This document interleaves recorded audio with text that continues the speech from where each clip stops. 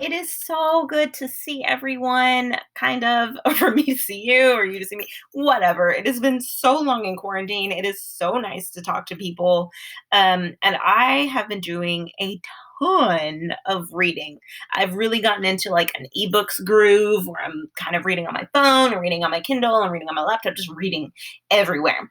And I've been reading a lot, so I'm gonna have to make a bunch of videos. Anyway, so the most recent book I just finished is one that I found a couple weeks ago, and I put myself on the hold list for Austin Public Library, and that hold could not come soon enough. I have to tell you, I was so stoked to read this book. So that book, I'm sorry that I don't have a book to show you because I read it on my phone with the Kindle app. But that book was Tigers Not Daughters by Samantha Mabry.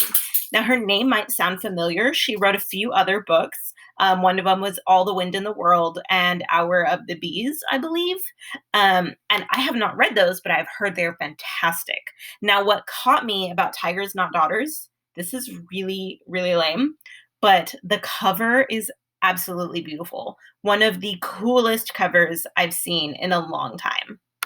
So I'm going to try and show you the Goodreads cover from my phone. So if you can see that, that is the cover of Tigers Not Daughters. And it's really cool. You can see the girl on the cover with kind of a tiger in her eyes. And I love this cover. It's beautiful.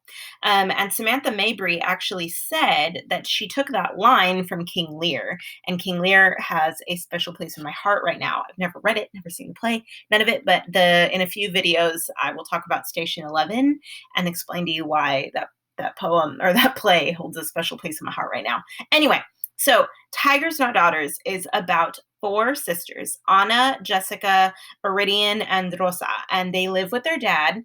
I assume his name is Raphael, but they call him R-A-F. Oh, I can't sign right now.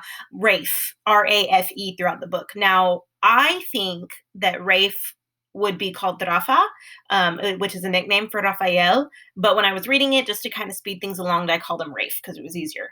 Rafe, he's not an abusive father. He's just not really present. So the beginning of the book starts, and this is not a spoiler. The beginning of the book starts with the neighbors across the street from the girls talking about Anna, which is the oldest daughter. And Anna has an accident and she passes away. And Rafe does not take this well at all because his wife, the girl's mother, passed away when the youngest daughter, Rosa, was born. And so now he's lost his oldest daughter and his wife. So he's left with Jessica, Iridian, and Rosa. Now, each girl is very, very different from the others. Jessica, I related to the most, and I don't know why, but she's very angry. She's got a lot of aggression built up, and the boys across the street who narrate a lot of the books say that she's scary because she like you can tell she's about to explode whenever she's angry. Then there's Iridian, who's kind of just a little bit weird, and you find out why. But she's just really awkward. She's weird. She's a little bit quirky. She doesn't like to leave the house. But you can tell there's some things going on with her. And then Rosa is the youngest, and she, a priest has told her, and the other sisters tell her, there's something special about you. There's something just gentle and loving and caring about you. And you have to find what that power is that you hold in you. But there's something special. And you kind of figure out what it is as the book goes on. So the three sisters are living, and it takes place about a year after Anna has passed away. And they don't really want to run away, but they're kind of stuck. They're kind of stuck in what they're doing and how their life is happening. And I really related to that because we're all kind of stuck right now, right? But the girls have the choice that they want to leave. And Jessica wants to leave. Like, she is actively trying to leave and planning her runaway, I guess you would say. But things are really difficult with her. Like, she's got a boyfriend. He doesn't want her to leave. She worries about her sisters and how they're going to take care of themselves because their dad is not dependable.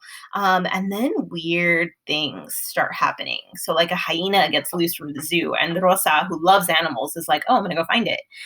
Because Rosa, she says she doesn't believe in signs, but she believes in coincidences. And she thinks it's a coincidence that around this time that Anna, passed away, and now on almost the exact date, a hyena escapes from the zoo. And so she thinks there's a reason for that. And then the girls start being haunted. They notice things happening and they hear noises and they see things, and it gets very sci-fi on you for a minute, but if you're Hispanic, it kind of makes sense because you're like, "Oh, yeah, yeah, that that's legit, like, there's a reason for that." But even me who was reading it, I was like, "Oh my god, this is a little bit terrifying," but it makes sense, and so the girls talk to other people about what they think is going on with Anna and how they need to help her somehow or help her spirit. It gets real sci-fi, but it's really, really good, and it is just one of the best, like, best books on family and togetherness and really sticking it together when you maybe don't like each other, or maybe you don't want to hang out with your sister, maybe you hate your sister. But it was just this beautiful, beautiful way of showing how these girls stick together and they work together to make sure that they get through this as a family. I especially really liked that it takes place in San Antonio during Fiesta.